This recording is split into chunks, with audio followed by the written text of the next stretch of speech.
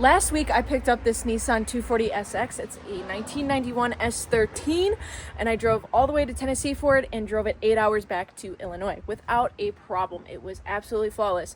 But now that it's back here in Illinois at the Prison Palace, it's causing me some problems. One of the biggest appeals to buying this car is the fact that it's a bone stock KA. Despite this car having now 233,000 miles, everything under the hood is all original, and something about all original pieces to a car is really neat and interesting to me.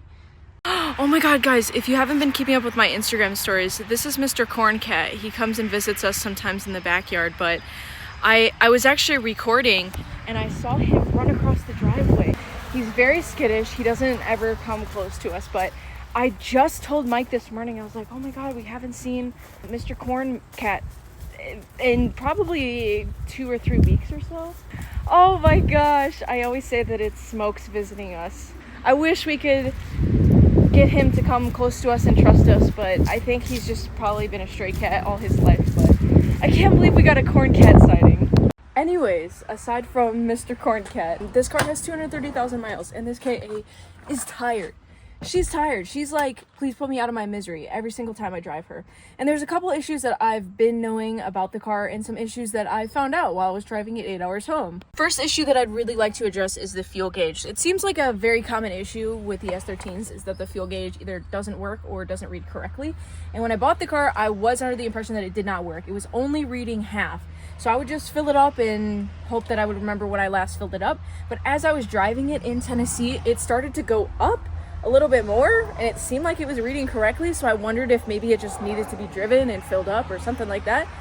But then as I got it back, it just continued to stay at half and it just never readjusted. So that's something we need to look into. Second most concerning issue is the misfire. Obviously when we picked the car up, cylinder 3 was misfiring and it's still misfiring. So I would really like to diagnose that.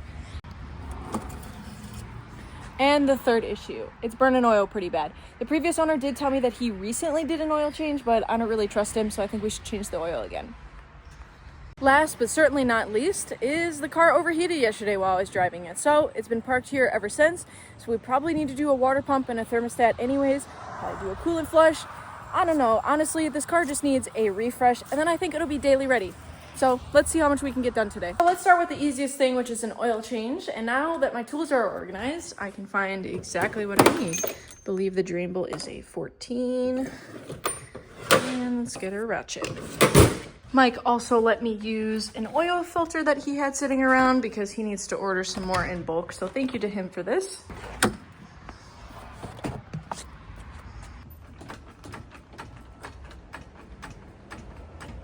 We might as well use our absolutely mint frame rails here to put the jack stands on.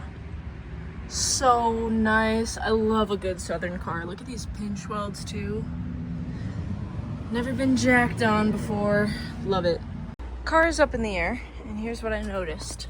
We're leaking coolant out of probably the overflow. It's probably dripping down on here. And my tension rod arm is blown, the bushing here. So luckily I picked up a set of these.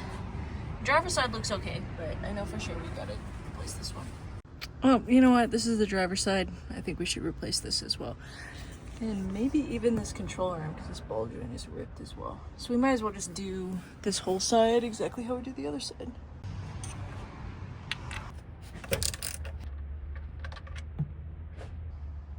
This doesn't look like a copper washer. Nissan, explain why the oil filter is here. And like, how are you supposed to get this off without getting oil all over everything underneath it? Is this S chassis? Do you guys enjoy this? Is this fun for you? This is what owning an S chassis is like. That. Let's go ahead and add a new oil drain bolt to the list of things we should buy. Again, how is this fun? How is this enjoyable? I don't get it. Ooh, new oil filter, it's blue.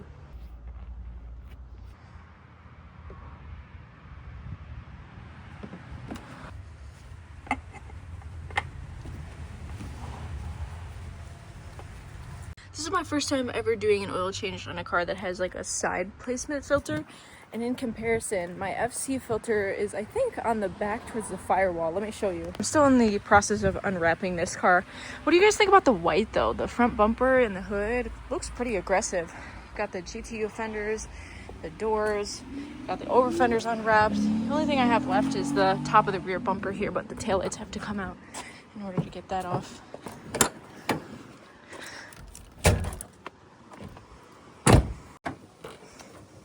Yeah, see, the oil filter is back here on the FCs. A little bit more accessible and doesn't get all over everything, in my opinion. Even for my 350Z, I'm pretty sure the oil filter is on the bottom. I haven't done an oil change in so long on this car. Yep, right there. So much more accessible. Call me an S chassis noob, but I think that's a little weird. In terms of oil capacity, online says about 3.75 to 4 quarts. I'm gonna do 4 quarts just because I know this thing is hungry. Then we'll just keep the rest of it with us, check our oil when we need to, and top it off if we have to.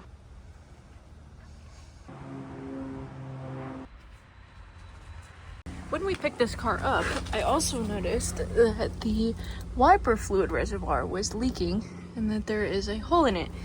Luckily for me, Mike had an extra sitting around. Let's get these crusty plugs out of here. Oh my gosh, so much dust and dirt just came off of these. Holding the wiper reservoir on is just 4 10 mils. One up here, one here on the side, and then 2 here on the bottom.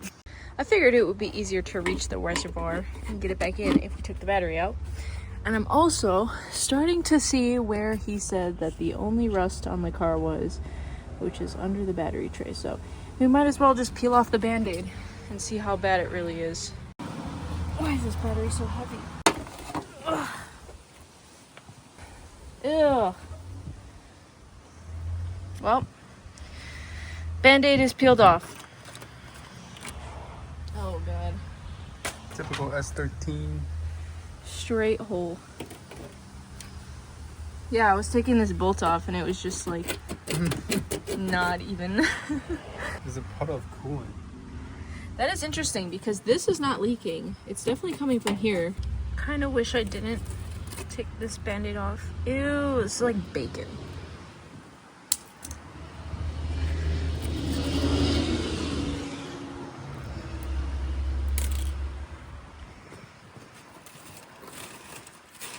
Let's see if we can just clean this up just a little bit.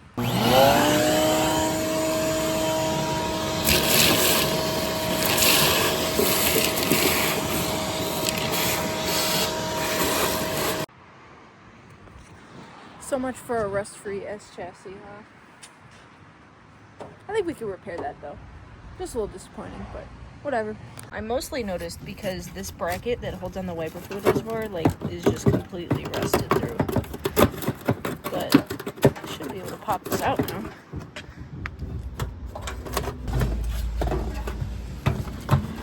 Okay, cool. Oh, yeah, this was definitely filled with coolant. What the hell? Who would fill this with coolant, bro? Maybe they thought this was the overflow, but like coolant in the... Not gonna say anything. Whoever owned this before, you have your S chassis privileges revoked because that is messed up. Well, it doesn't look like the actual tank has any cracks, which is good.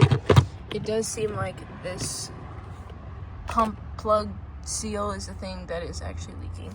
And this one is bone dry, so I'm gonna assume that this is all right. And maybe we'll just swap this from the other one over.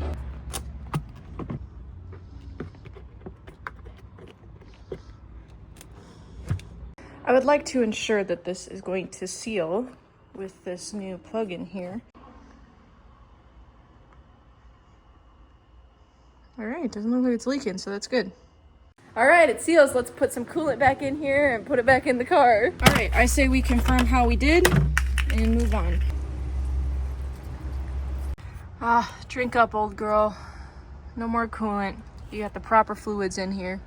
Okay, wiper fluid and oil change are done. I'm very much procrastinating doing this misfire, but maybe we should just jump into it but also maybe we should do the suspension. Now, if you guys remember when I picked the car up, it had these like internal spline lug nuts, which is like so dumb, so dumb. Don't ever do that to your car. They also shaved down my studs so that they could put a spacer on it, and for whatever reason they thought that that was a great idea. I have some Nismo lug nuts coming by the end of the week, but for now I feel like we should just throw on some cheapo lug nuts just so we don't have to deal with these internal spline lug nuts, which I've never even heard of until I got this car and actually looked at them. I was already up to here with the studs and the lug nuts, and once I saw the fucking coolant in the wiper, no, you're lucky you're so cute and that I like you so much. Coming back here, I don't know if you guys remember from the last video, but one of my reverse lights were out, and we found out that the actual socket is the culprit of the problem. And Mike is graciously letting us take his reverse light harness bulb off of his S13. I highly doubt that he cares about having reverse lights, so he was totally okay with me snagging this, using it on my car. He didn't even have a bulb in here. Perks of having a boyfriend with the same car, times 2.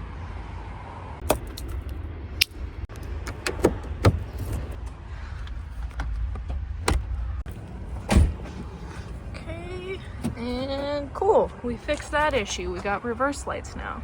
Moving on to the interior, I actually bought this cup holder that goes here on the side for the passenger side. I got this on Etsy and it's 3D printed. This kit is pretty cool because it utilizes the OEM mounting spot. So I'm able to just slide this into place. And oops. Nice. I like this. I like that it's out of the way. 240 comes with no cup holders. Nothing in here, nothing up here, nothing on the side.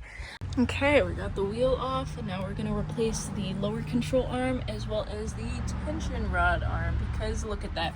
Take off this castle nut, which I believe is an 18. Then we're going to knock out the ball joint. 17 mil nuts on the bottom of the tension arms, and a 17 here as well that needs to come off.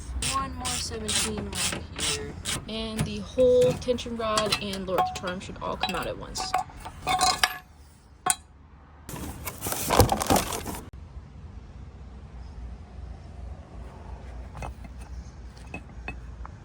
And boom, new lower control arm and new tension arm are on. We're gonna replace the lug nuts, and we're gonna be done with the suspension.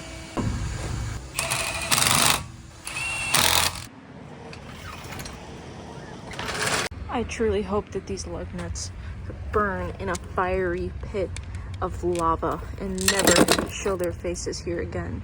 All right, now that all the suspension stuff is done, we're still procrastinating doing the misfire, but I really want to move on to something fun now. I feel like I want to do something that's rewarding.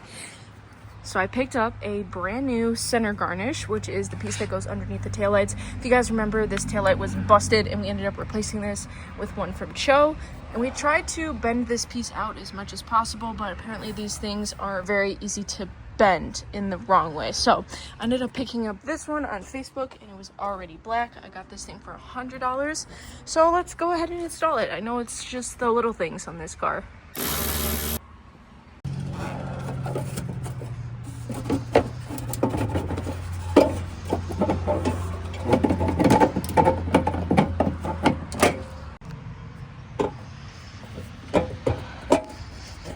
Okay, here's the new garnish. It looks much better on this side, but it looks like it did rub off some of the paint here, which is kind of throwing it off a little bit, and also the bumper being damaged here. But overall, I mean, at least it's not dented in anymore. It's just gonna need a good cleaning, good detail, maybe a new rear bumper too. Also, since we're back here, I feel like we should check out the fuel pump and see what we can find about the level sensor potentially not working. Phone is on 1% battery, but we're gonna take this out, see how it looks. A little bit crusty, and can't really see the condition of the gas tank. Let me grab a flashlight. Fuel tank recap since my phone died. The hanger looked a little gummy, and I forgot that I just filled it up with a full tank, so I couldn't really see the condition of the actual tank. But the little that I could see, it looked pretty dirty in there. So I ended up picking up this new fuel tank. It looks crusty on the outside, but inside is super clean. And then Mike had this spare hanger sitting around, so I think I'll go ahead and burn off some fuel, and then I'll do this job another day, because dropping the tank, kind of a big job. And I need a new seal that goes up here, so I need to order that as well. And I gotta order a fuel filter. It's kind of a whole thing, so we'll save that for another day. Since we can't do the fuel stuff right now, let's do something else that's fun. I ordered these floor mats for the car, and I know like it's not exactly OEM floor mats, but here's what the OEM one looks like. They're pretty roughed up. So until I can get some other OEM ones, I ordered these ones. Ooh, these are kind of bougie. I like the black a lot better. I am not a fan of the light gray interior, but I was made aware that black interior is only a single cam option, so we're kind of stuck with the light gray, but I think this will... Babe!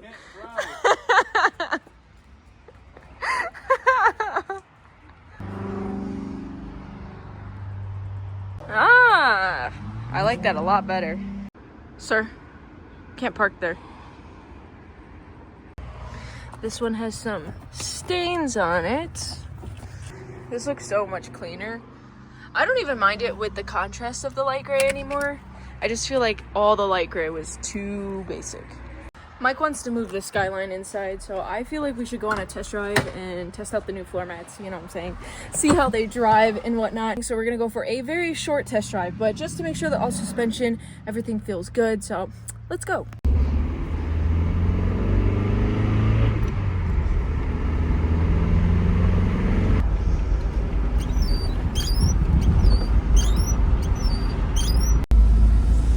There we go. Let's just let her cool off a little bit. Close to the light here.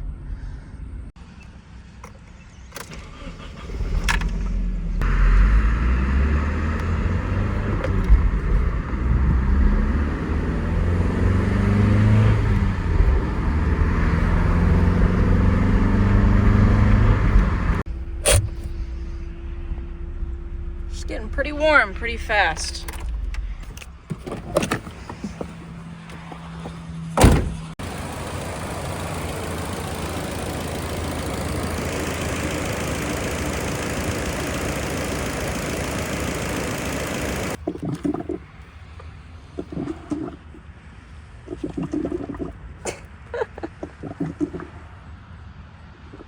Again, I love how this car waited until we got all the way back home to start acting up. Well, possibly as I suspected, water pump, thermostat, or possibly radiator. So I bought a new OEM water pump and a new OEM thermostat as well. So I think we'll do that, and we'll do a full coolant flush and get some new coolant in there, and then if those aren't the issues, then we can roll them out and move to radiator. I also have another radiator cap that we can try. See if that might make a difference. I don't know. I just have a feeling that this car just has not been serviced in a very long time. Maybe it's low in coolant, maybe some parts have gone out. I know that the fan has to come out, and I assume the intake, which is kind of insane because it's got like all the OEM mounts and stuff. So I think I'll figure out how to do this first and then let the car cool off a little bit, because I don't really want to be working with hot coolant. So other things off that we can. Are you talking back?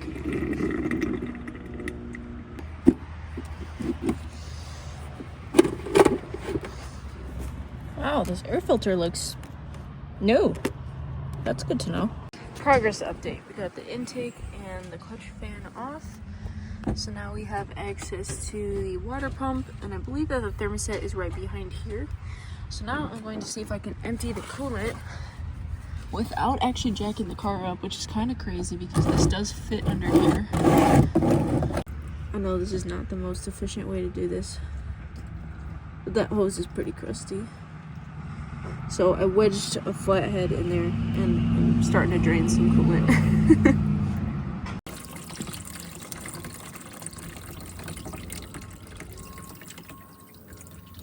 So looking inside of the radiator, to like corrosion and gross stuff. Yeah, with this being the original radiator, I'm sure this thing has just been clogged for a really long time. So I think we should order a new one. And also order some new hoses, because some of these hoses look like they're about to explode. This one doesn't look too bad. While we're at this point, let's take this water pump off, which are just these bolts around here.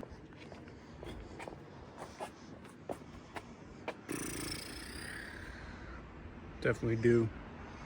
What's the new one look like compared to that? Damn, this isn't even a factory one. It's weird because of how thick these blades are. Yeah, these ones are way thinner. Yeah. Interesting. This almost looks like a gasket too, but I assume that's RTV. Yeah, it's our TV. Damn, this thing is crusty.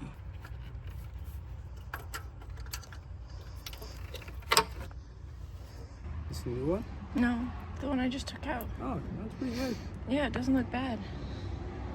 It's definitely not a factory one though. Seems like they replaced a lot of stuff in this car with some cheapo stuff. Yeah, just like AutoZone parts. Here's the old one versus the Nissan one. It does say Nissan on the top, so at least there's that. They look a little different. This one doesn't look too bad, but I'd just rather replace it since we got it. New RTV going on for the thermostat. It's gonna be hard to get it in there and not get RTV on everything. Make sure you put the gold penny guy on the thermostat up here towards the top. I got both the new water pump and the new thermostat installed and regasketed, and it does kind of suck that I'm gonna end up ordering a radiator and probably some hoses, but I'd rather just have it on order, have it on its way. Gotta replace all that old crusty stuff anyways. Am I kind of regretting this? Maybe a little bit, but at least it's easy stuff. At least it's not like I have to replace a clutch or anything. I hope I'm not foreshadowing. Yeah, let's go order a couple things and we can put it in next week.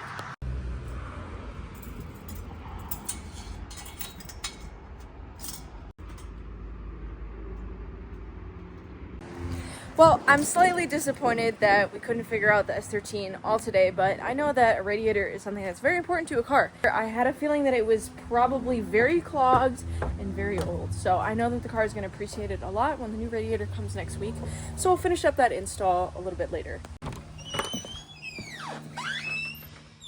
I've been seeing a lot of comments about when the next renovation video content is going to be, and I think I'm ready to take on my next project.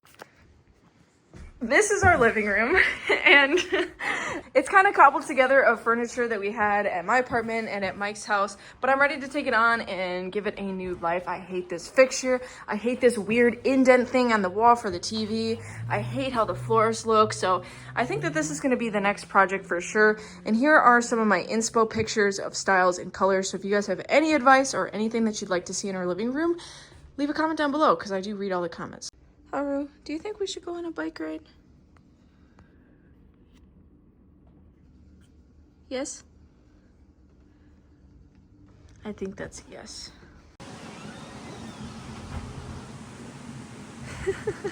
I have requested that we go on a bike ride today because ever since I got this bike in Tennessee, I haven't yet used it. So I think we're gonna go ride over to a little custard ice cream place that we've been seeing and just enjoy this beautiful Saturday because there's not many more days like this. It's fall now, so it's probably gonna get cold, so might as well take advantage of what we got.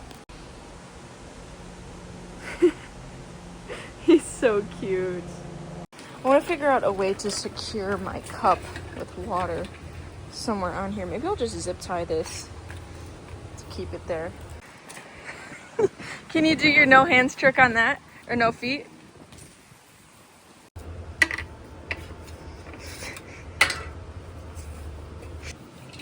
Okay, that's actually not bad. Okay, I think we could do that. Thank you.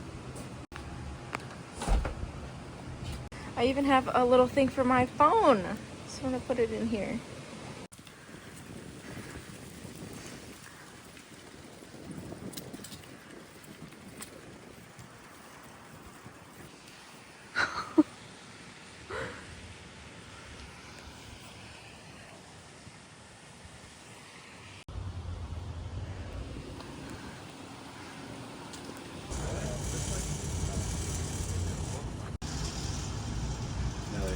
Yeah, what would you recommend?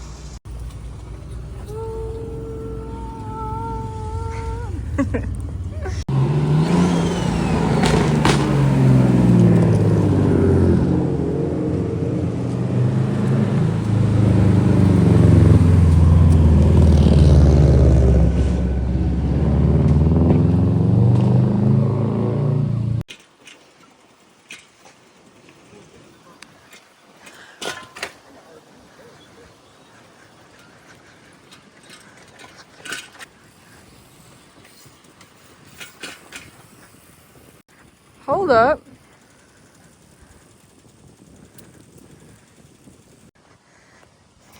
These are actually my favorite Gen MR2s.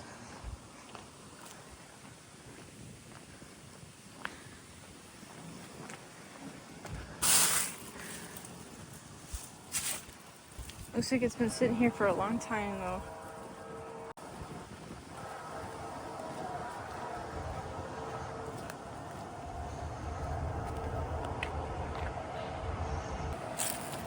Oh. I was just sitting here watching you film, and all I hear is.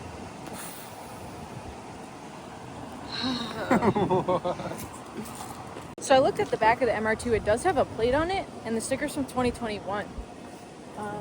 So I don't know. Maybe I'll see if I can figure out who owns it, because I always love those Gen MR2s. I love the pop-ups. Homeboy's gonna have to walk his bike home, so.